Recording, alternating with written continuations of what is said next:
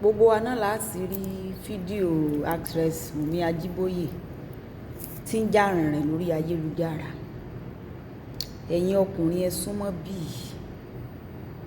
ẹ̀yin tó jẹ́ wípé òríyá àbò kọ̀ yálé ni sórí ọ̀la ó lóyún in tí ó fi bí ọmọ. Èmi á máa gba àwọn èèyàn mọ̀ràn wípé má gbọ́ ti àwa obìnrin o. Sórí tán bá fẹ́ fẹ́yàwó lé ogun ni. Bẹ́ẹ̀ mo sọ fún ọ. Kán tún fi alẹ́ èèyàn ọ̀ràn ni. Ẹni ó fẹ́ fẹ́yàwó lé kò rẹ́dì láti gbàyàwó. Ẹni tí wọ́n ó sì fẹ́ léèyàn kò rẹ́dì láti bẹ́ni kankan nù lé. Ìyún ò ní túmọ̀ wípé òrìṣà jẹ́ pé méjì obìnrin kò dénú rárá. Mọ̀ síra rẹ̀. Tó o bá ti torí wípé o ti rí ìyàwó ọ̀sìngín lọ létí lé lọ. Ọmọ tí ọ̀la ò bí fún ọ. So ti yí ọba ẹ̀ ní ìsìn. Tọ́jú ìyálé, tọ́jú ìyàwó. Tọ́jú ọmọ ìyálé, ṣe dáadáa sọ́mọ ìyàwó. Torí ọ̀tí ìmẹ́lẹ̀ tí ó kú ọkú nígbà nǹkan bá dá parò. Sọ wá rí èyí ó jẹ́kọ̀ọ́ fún ẹ̀yin ọkùnrin. Àwọn obìnrin burú lọ́pọ̀lọpọ̀ a ní agbára gan. A sì nífẹ̀ẹ́ ara wa tó bẹ́ẹ̀ gẹ́. A fẹ́ràn ara wa tó bẹ́ẹ̀ gẹ́ débi wípé ẹ̀yin lẹ ń ṣera yín. Sórí obìnrin kóbìnrin tó o bá ti fẹ́ tó jẹ́ wípé gbogbo àbùkù ìyálé ní sá ń sọ bọ́ọ̀sì lè lọ nínú wọn fù ọjọ́ tètè lè lọ kọ́ ọmọ lè yálé lọ. Bẹ́ẹ̀ sì ni lọ́dọ̀ ìyálé náà.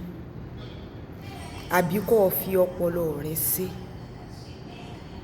Ẹ rí wípé nígbà tí Gistloff àkọ́kọ́ gbé sórí wọn jáde nígbà náà lọ́hùn. Wọ́n ròyìn tán fi ojú ìyálé rí. Wọ́n ní bí kí woman yẹn lọ ni. Ṣùgbọ́n náà di ètè mo rò pé ó rí àwọn èèyàn bá sọ̀rọ̀ wípé mọ́ lọ ń padà bọ̀ ńgbà títa bá lè. Létà ni ìyálé náà padà sọ̀rọ̀ ẹ̀ ń dà. Lódi pé wọ́n múra wọn lọ́rẹ̀ àpàpàǹdodo. Ẹ̀yin náà wá wò ní ìsìn. Ẹ wo ohun tí gbogbo múfì tí Ṣẹ́gun Ògúngbè ẹ má bínú mo fi tọ̀wọ̀tọ̀wọ̀ pé ní o tí wọ́n ti ṣe láyé ìgbà tí wọ́n ń rìn tí àwọn èèyàn sì mọ̀ ọ́n nílé lóko lẹ́yìn odi. Gbogbo star tó yẹ kán àti ìyàwó máa gbà àti actress Wunmi mọ̀nà jọ ń pín. Ta ló mú kò lò yálé lọ́yọ̀ọ́? Ẹ má gbàgbé wípé movie industry ni ìyálé àti ọkọ jọ wà o.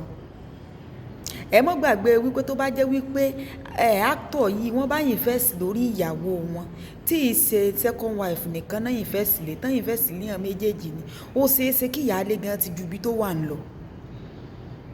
Ṣùgbọ́n wọn invest lé lórí wọn jọ orí ìyàwó kọ̀ yálé kọ́lọ́hún kó ṣàánú. Tí ìbá ṣe pé ẹni tó bá ti wá ń wo movie tipẹ́tipẹ́tipẹ́ tàbí tó bá rí bí woman yẹn ṣe máa celebrate àwọn actor àwọn actress ni ó mọ̀ wípé ẹni yìí náà wà ní industry. Àbẹ́ni tó bá ti wo movie tó ti ṣe tipẹ́tipẹ́. Ẹ wá wo àǹtí náà ní ìsìn. Àǹtí ni wọ́n sọ wípé àwọn ò ṣe ìyàwó kódà kò mẹ́bí rárá. Àǹtí ni wọ́n sọ wípé àwọn ò ṣe ìyàwó kódà kò mọ kankan nínú ẹbí lẹ́yìn àbúrò kan.